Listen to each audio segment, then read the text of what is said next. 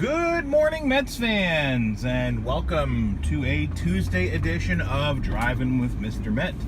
I am Mr. Met, and you know, the Mets have a penchant for playing players out of position. And last night it really stuck out like a sore thumb in extra innings as the Mets lost to the Giants 2-1.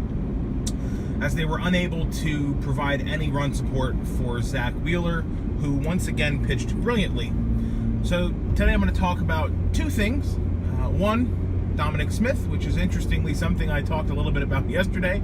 And two, the continued emergence of Mr. Zack Wheeler.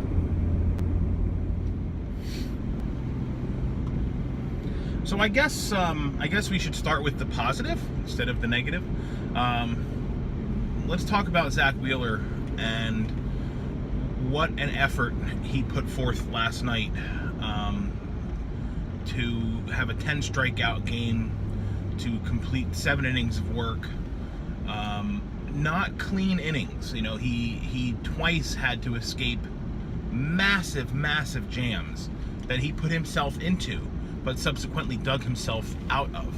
And it was really unfortunate that it was a little bloop dunker that in the left field, shallow left field, that cost Wheeler the win in this game, because Zach was really good and certainly deserving of a win. And of course, Twitter had a good time with this last night, making some comparisons to Jacob deGrom. My favorite one was something like Wheeler sitting next to deGrom and saying, "Man, I can't get any run support. Man, only one run of support. Man, what could this possibly, how can this possibly be happening?" And then it's like deGrom gets up and walks to the other side of the dugout or something funny like that. So at the end of the day, a game like last night once again proves my continued point that pitching wins mean jack shit, because Zack Wheeler did everything in his power to win the game last night. Perhaps the only thing he didn't do, which is what he did in one of his starts last month in Pittsburgh, was drive in a run. You know, it's continuing to mount evidence for me to make the case that pitching wins don't matter, and particularly when it comes to judging an individual pitcher's performance on the season, there's a whole lot of luck that goes into getting a win as a pitcher. And yes, there's some skill involved as well. Doing what Wheeler did last night to escape those jams, preserving a 1-0 lead, that is worth more than a number one, than a +1 in the W column, in my opinion. Anyhow, moving on to the not so pleasant. Dom Smith playing left field last night, a recipe for disaster. And the recipe was, I don't know, perfected, whatever.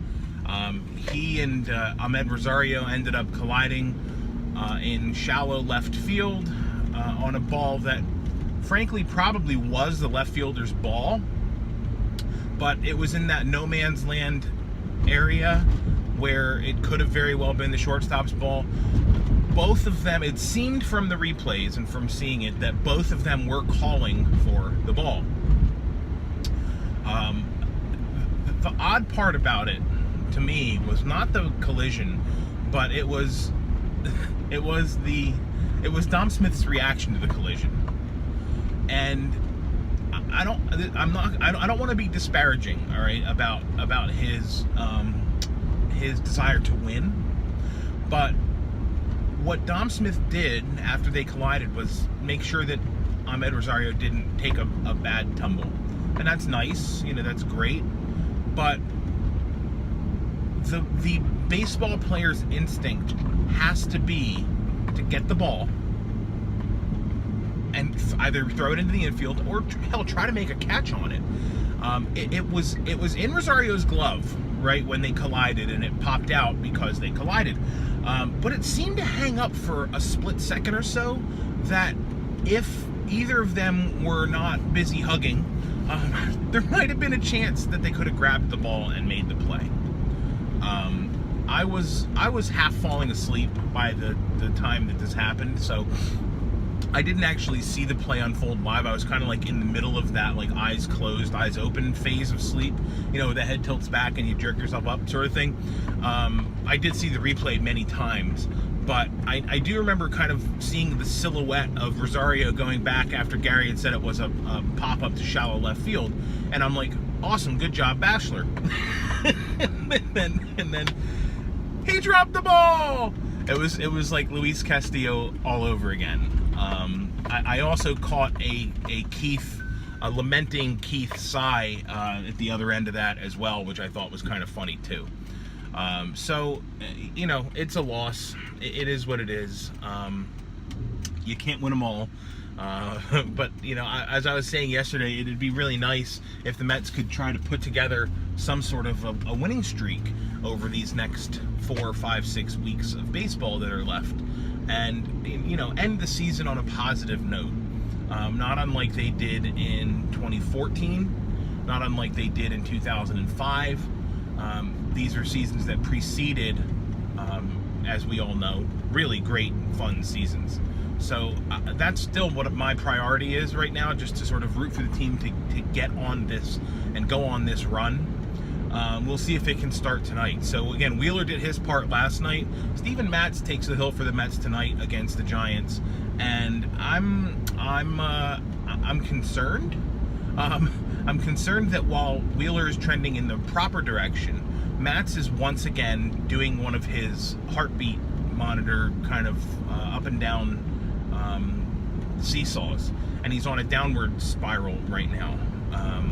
And of course, in the middle of that was a trip to the DL, and it just seems to me that Matz cannot seem to pitch through any kind of pain. And again, I'm not trying to say that Matz, you know, whatever. I'm not trying to say anything bad about Steven Matz. I'm just making an observation that he doesn't seem to have the I don't, maybe heart's the wrong word, but I don't know. He doesn't seem to have the willpower to push himself through and, you know, pitch hurt. Everyone pitches hurt. I mean, at least that's what Ron Darling says. You know, you listen to the old guys and they say injuries are part of the game. Nagging injuries are part of the game. You play hurt. It happens. And I don't feel like Steven Matz does that very much. Maybe I'm wrong and I'm misjudging it, and maybe he really is legitimately always hurt. But if that is the case, that's as much of a reason to be concerned as my thought, which is, you know, he's not significantly hurt. He's just not pushing through the pain. I don't know which is worse, but at the end of the day, Steven Matz is an ineffective pitcher if he cannot go out every fifth day and provide quality starts and quality innings. I'm afraid that we're never going to get to a point where Matz has a consistent streak, consistent season, I should say. He's had glimpses over the last 3 years of real excellence on the mound, of showing that he could be one of the best left-handed pitchers in baseball. But that's always followed up by a stretch of and I'm afraid we're in one of those stretches right now. But we'll see. I'm hopeful. I'd like to see Matz bounce back. Jason Vargas he's had two consecutive good starts, so maybe it can happen for Stevie Matz too. After Matz, we'll have Syndergaard on Wednesday, and then on Thursday in the afternoon game, it'll be a good one, DeGrom against Bumgarner. So once again, Jake can expect to get minimal run support, but it's DeGrom at Citi Field during the day, where he's basically unbeatable. At least has been throughout his career. So that'll wrap it up for today. Thanks for watching. Appreciate it, as I always do. You can follow me on Twitter if you're not already doing so at Mr_Met. And as always, let's go Mets.